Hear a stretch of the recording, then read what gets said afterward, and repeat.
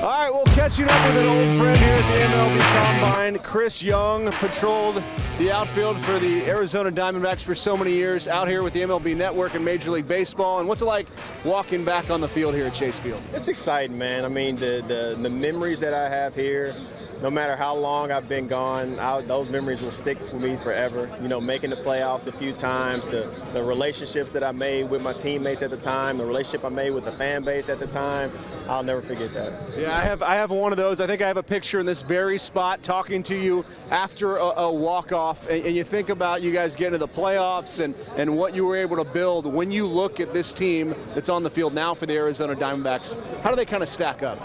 It's a real similar feel, to be honest. Like, I go back to the 2007 days when it was a youth movement at the time. I mean, it was myself, Stephen Drew, Connor Jackson, Justin Upton, Mark Reynolds, I mean, Carlos Quentin, the list goes on. And then we had, Brandon Webb in the starting rotation. I mean, he's very similar to like what Zach Gallen is doing this year. I mean, their offense, Corbin Carroll, I mean, these guys, they're so exciting to watch. They play great defense. They're with the way the game has changed and the rules have changed, their speed is being able to be put on a platform to where they're able to go out there and use their speed to their advantage. They're an exciting team to watch. The fans are showing up for them, so I've been enjoying the follow. How many bases would you steal with the new rules? Oh, I don't know, maybe 5 more. I mean, I would have liked to have a few more 30 stolen base seasons, under my belt, but I was trying to think of being that balanced player, hitting the ball out the park and stealing bases as well. Well, and I would contend if you don't run into the wall out there and the shoulder injury and Webby doesn't get injured, that team might have more banners up there. When you look back at it, how do you kind of take the whole situation and what you guys were able to accomplish in?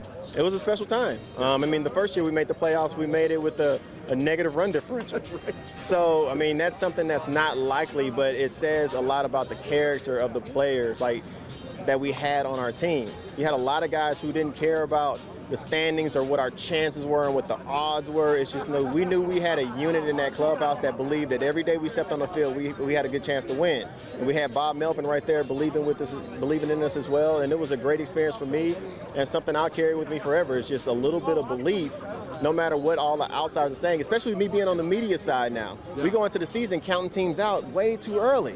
The D-backs, it doesn't matter what we said about the D-backs early on in the season, they believe in that clubhouse, and that's going to carry them hopefully to the playoffs. What is it like being on the media side now?